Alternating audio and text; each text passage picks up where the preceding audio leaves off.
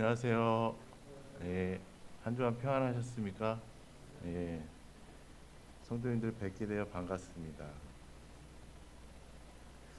오늘은 우리가 매일매일 살아가지만 내일 일을 자랑하지 말자라는 주제로 한번 말씀드리길 원합니다. 어, 성도님들은 지금까지 살아오시면서 내 뜻대로 모든 것이 이루어지셨나요? 아니면 내 뜻과 다르게 이루어지셨나요? 어떠신가요? 한번 잠깐 생각해 보시면서 잠언 27장 1절 오늘 본문 말씀 같이 읽어보겠습니다.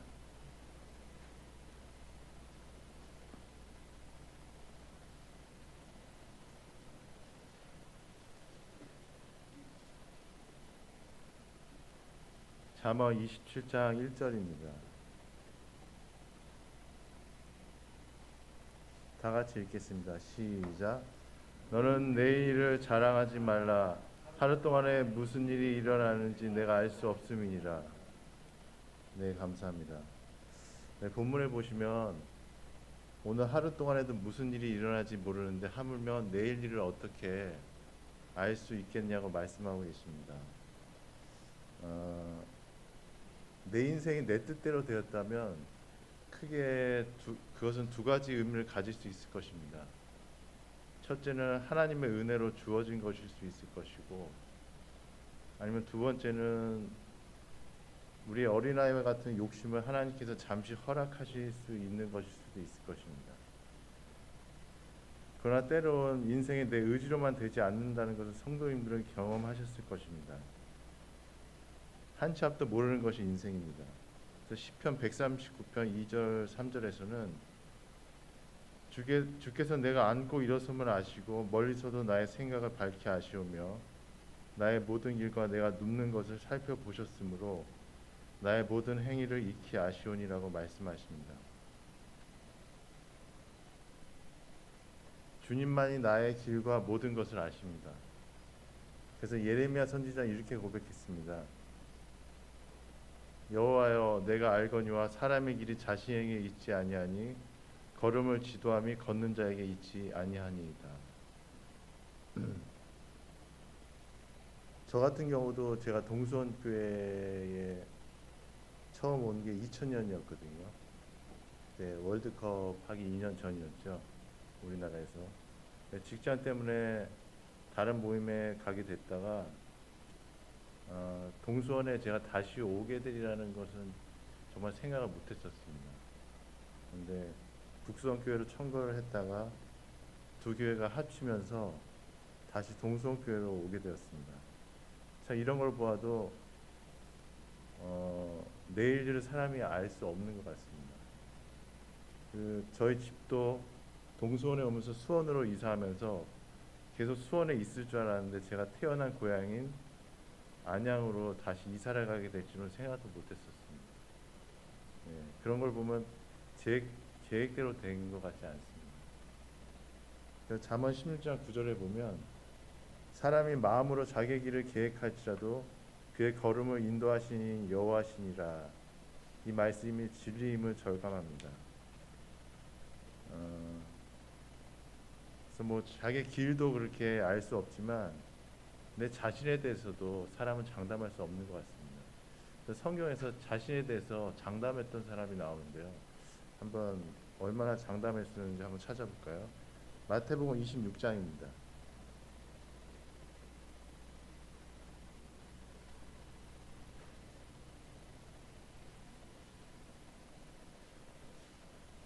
마태복음 26장 31절에서 35절입니다. 제가 읽겠습니다. 그때 예수께서 제자들에게 이르시되 오늘 밤에 너희가 다 나를 버리리라. 기록된 바 내가 목자를 치리니 양의 떼가 흩어지리라 하였느니라. 그러나 내가 살아난 후에 너희보다 먼저 갈릴리로 가리라. 베드로가 대답하여 이르되 모두 주를 버릴지라도 나는 결코 버리지 않겠나이다.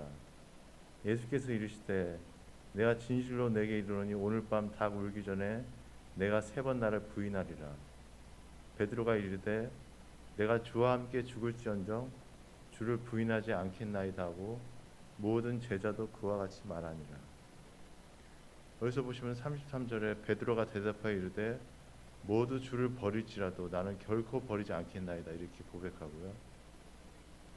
또 35절에는 내가 주와 함께 죽을지언정 주를 부인하지 않겠나이다 이렇게 고백합니다. 자신에 대해서 아주 호언장담하고 있죠. 26장 69절 한번 보실까요? 69절부터 75절입니다. 제가 읽겠습니다. 베드로가 바깥들에 앉았더니 한 여종이 나와 이르되 너도 갈릴리 사람 예수 함께 있었도다 하거늘 베드로가 모든 사람 앞에서 부인하여 이르되 나는 내가 무슨 말을 하는지 알지 못하겠노라 하며 앞문까지 나아가니 다른 여종이 그를 보고 거기 있는 사람들에게 말하되 이 사람은 나사렛 예수와 함께 있었도다 하매 베드로가 맹세하고 또 부인하여 이르되 나는 그 사람을 알지 못하노라 하더라. 조금의 곁에 섰던 사람들이 나와 베드로에게 이르되 너도 진실로 그 도당이라 내 말소리가 너를 표명한다 하거늘 그가 저주하며 맹세하여 이르되 나는 그 사람을 알지 못하노라 하니 곧 닭이 울더라. 이에 베드로가 예수의 말씀에 닭 울기 전에 내가 3번 나를 부인하리라 하심이 생각나서 밖에 나가서 심히 통곡하니라. 예. 베드로가 주님을 3번이나 그것도 저주하며 부인할지 스스로 알았겠습니까? 네, 말씀처럼 예수님의 예언대로 베드로는 닭 울기 전에 3번 부인하게 됩니다. 그래서 우리는 주님 앞에서 정말 겸손해야 한다는 것을 이 말씀을 통해서 보게 됩니다. 고린도전서 10장 12절에 보면 그런즉 선질로 생각하는 자는 넘어질까 조심하라 이런 말씀이 있습니다. 근데 반면에 베드로가 또 다른 모습을 보입니다. 어떤 모습으로 바뀌는지 한번 이런 베드로의 모습이 있었지만 다른 모습으로 바뀌지 정말 상상할 수 없는 그러한 일이 또 일어납니다. 오순절 성령이 임하여 성령의 충만함을 받고 베드로가 말씀을 증거하게 되고 3,000명이 구원받는 역사가 일어납니다. 또한 성전 민문에 나면서 못 걷게 된 구걸하는 자를 고치게 됩니다. 사도행전 3장 같이 보시겠습니다.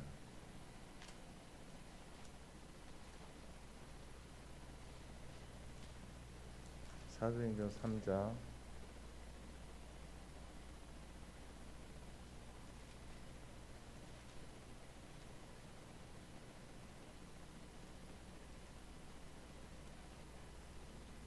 6절에서 10절 같이 보시겠습니다.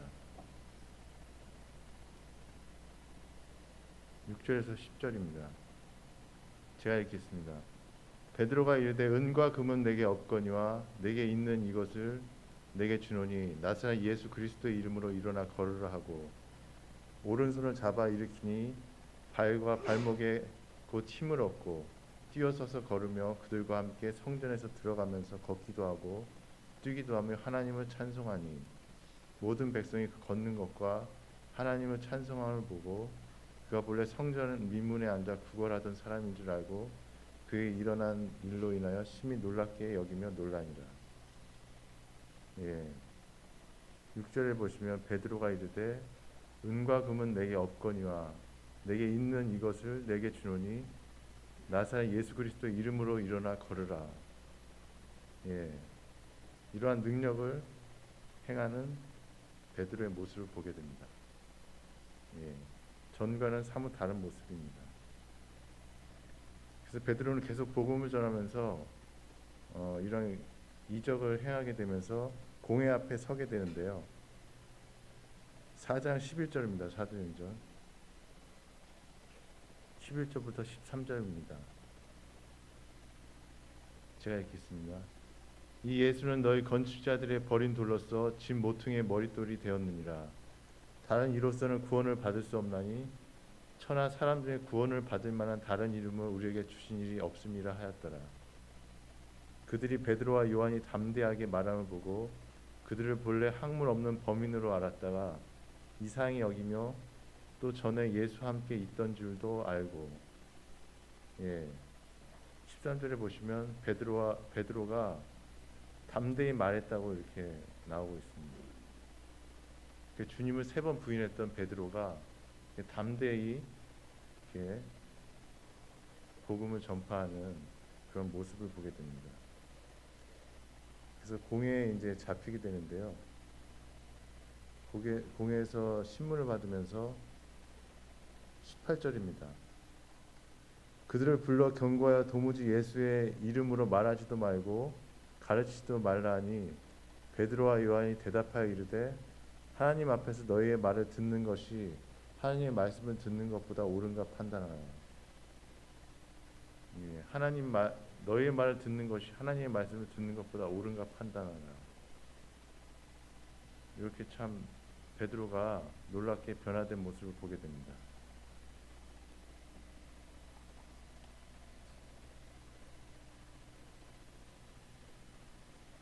그 다음 말씀부터 더 놀라운 일을 성도님들은 보게 되실 겁니다. 9장 1절입니다.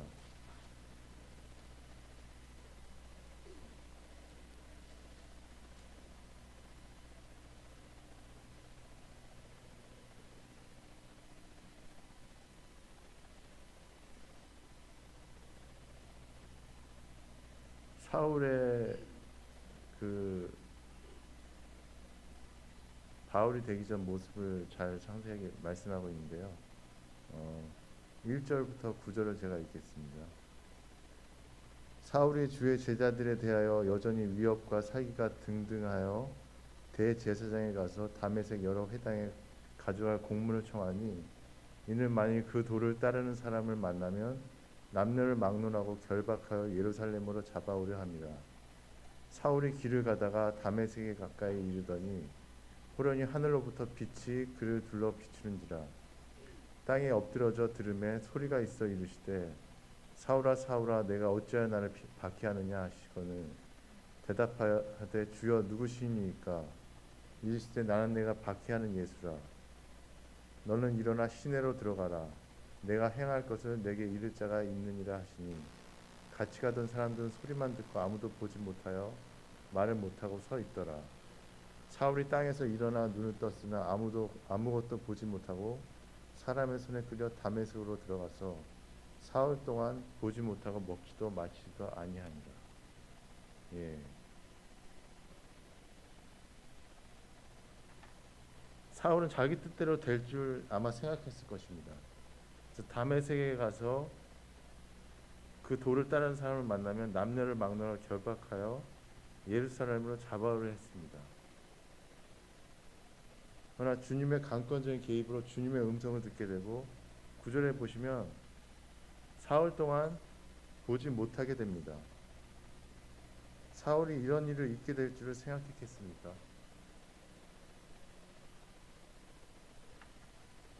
정말 한 치 앞도 못 보는 것이 인생입니다.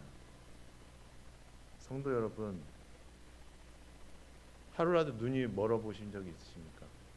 정말 우리가 하루라도 눈이 멀어 보신다면 어떻게 될까요? 정말 심각한 문제입니다. 쉽게 생각할 일이 아닙니다. 그런데 바울은 사흘 동안이나 보지 못했다고 이렇게 말씀이 나오고 있습니다. 정말 자기 뜻대로 그렇게 주님을 대적하는 일을 하려고 했지만 주님의 그 강권적인 개입을 통해서 사울이 이렇게 보지 못하게 되고 아나니아의 도움으로 다시 회복되어 또 새롭게 변화되는 모습을 보게 됩니다. 20절입니다. 9장. 즉시로 각 회당에서 예수가 하나님의 아들이심을 전파하니 듣는 사람들이 다 놀라 말하되 이 사람이 예루살렘에서 이 이름을 부르는 사람을 멸하려도 하는 자가 아니냐. 여기 온 것도 그들을 결박하여 대제사장들에게 끌고 가고자 함이 아니냐 하더라. 예. 사울은 즉시로 각 회당에서 예수가 하나님의 아들이심을 전파하게 됐습니다. 예수님을 만나고 아나니아의 도움으로 다시 어, 음식을 먹고 강건해져서 주님을 전파하는 놀라운 변화가 일어납니다. 이런 말씀을 통해서 볼 때 정말 우리 인생의 앞은 정말 아무도 모른다는 것을 알게 됩니다. 요셉의 삶은 어땠습니까? 형들에게 팔려 애굽으로 가게 되었고 뜻하지 않게 감옥에도 갇히게 되었습니다. 그래서 창세기 30장 2절에 보면 17살 때 그의 형들과 함께 양을 쳤다고 나옵니다. 그리고 창세기 41장 46절에 요셉이 애굽 왕 바로 앞에 설 때에 30세라고 나옵니다. 아마도 최소 10년 이상의 시간 동안 요셉은 애굽에서 종살이와 감옥살이를 했을 것입니다. 그러나 바로는 창세기 41장에 보시면 이렇게 고백합니다. 바로가 그의 신하들에게 이르되 이와 같이 하나님의 영에 감동된 사람을 우리가 어찌 찾을 수 있으리요 하고 요셉에게 이르되 하나님 이 모든 것을 내게 보이셨으니 너와 같이 명철하고 지혜 있는 자가 없도다. 너는 내 집을 다스리라. 내 백성이 다 내 명령에 복종하려니 내가 너보다 높은 것은 내 왕자뿐이니라. 하나님의 경륜 가운데 요셉을 통해 이스라엘 백성을 구원하게 됩니다. 요셉이 그렇게 고생을 했지만 그 미래를 알 수 없었듯이 우리는 정말 미래를 모릅니다. 하나님께서 어떻게 우리를 빚어가실지 말이죠. 그래서 우리는 내일 일을 염려할 필요도 없고 내일 일을 자랑할 필요도 없습니다. 전도서 9장 11절에 보시면 내가 다시 해 아래에서 보니 빠른 경주자들이라고 선착하는 것이 아니며 용사들이라고 전쟁에 승리하는 것이 아니며 지혜자들이라고 음식물을 얻는 것도 아니며 명철자들이라고 재물을 얻는 것도 아니며 지식인들이라고 은총을 입는 것이 아니니 이는 시기와 기회는 그들 모두에게 임함이니라.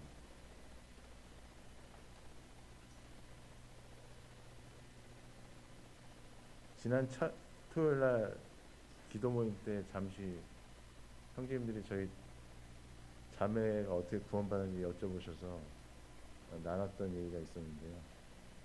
예. 저희 자매는 대학을 졸업하고 직장 다니면서 구원을 받게 됐는데 대학 때 그 아르바이트를 하러 나가는 날이었습니다. 근데 그날에 아르바이트를 하기로 하고 나가는 그 날에 그곳이 이제 상품 백화점이었거든요. 그래서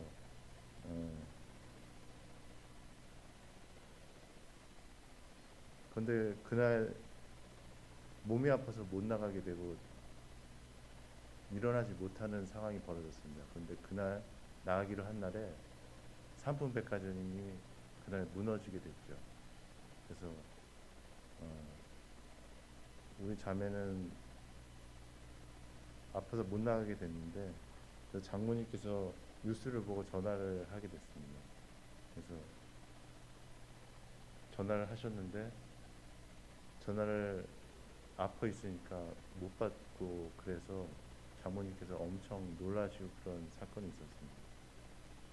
전화를 급기야는 받았는데 장모님께서 안도의 한순간 또 너무 놀란 그런 말씀을 하셨는데 만약에 그러한 정말 그날에 만약 아르바이트를 하게 됐다면 끔찍한 일이 아마 벌어졌을 것입니다.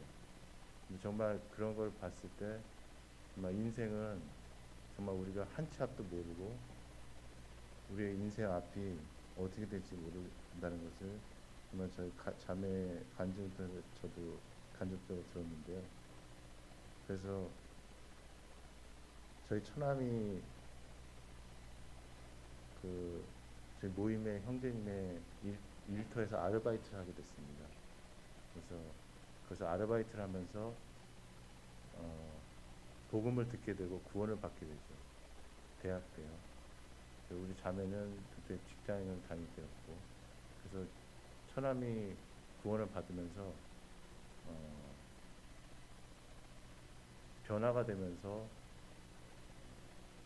가족들이 참 이상한 그런 일들을 경험하면서 우리 자매도 이상한 데 빠진 게 아닌가 그런 생각이 들어서 교회를 가게 되었고,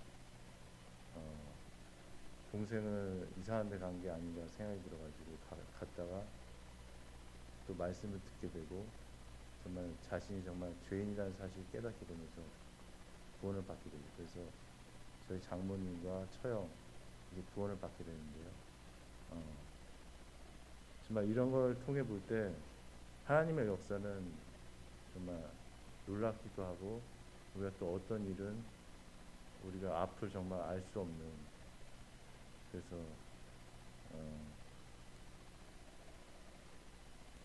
그 동현지 지연이를 볼 때마다 제가 자매를 만나지 못했으면 우리 동현지 지연이가 만날 수 있었을까 이런 생각도 가끔 하게 되는데, 그래서 이 성도 여러분도 마찬가지지만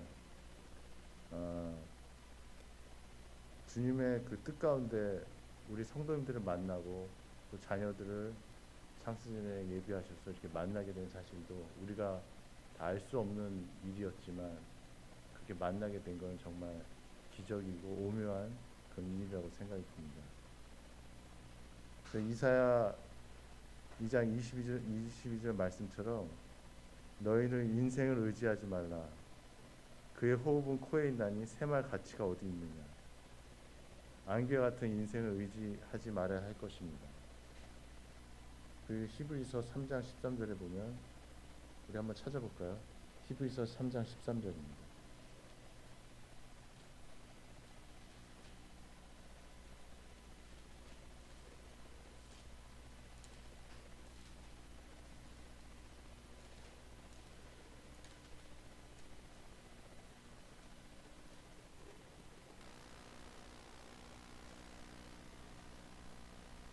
다 같이 읽겠습니다. 시작. 오직 오늘이라 일컫는 동안에 매일 피차 권면하여 너희 중에 누구든지 죄의 유혹으로 완고하게 되지 않도록 하라.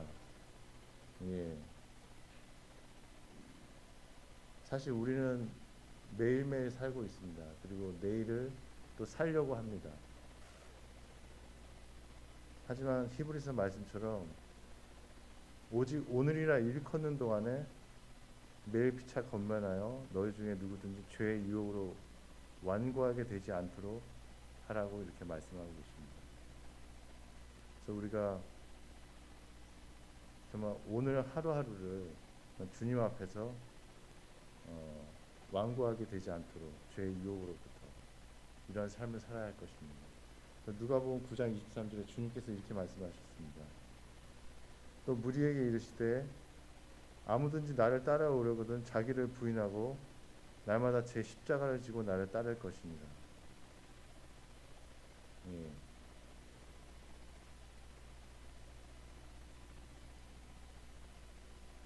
쉬지 말고 기도하라는 말씀도 있고, 주야로 말씀을 묵상하라는 시편 1편 말씀도 있습니다. 그러나 또 저희가 날마다 해야 될 것은 자기를 부인하고 자기 십자가를 지고 주님을 따르는 것입니다. 이것이 정말 필요할 것입니다.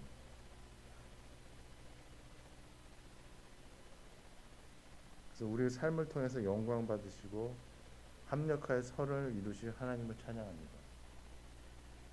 그래서 비전을 품고 하루하루 최선을 다하시는 성도님들 되시기 바랍니다.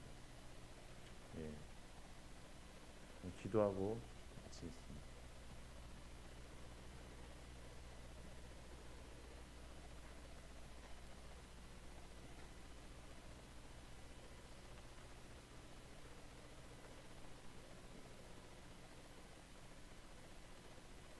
하나님 감사를 드립니다. 정말 사도 바울이 다메섹에 가서 주님의 도를 따르는 자들을 다 절박하게 했지만 그 눈이 멀게 되므로 어떠한 할 수 없는 그러한 처지에 이르렀던 것을 보게 됩니다. 저희 삶도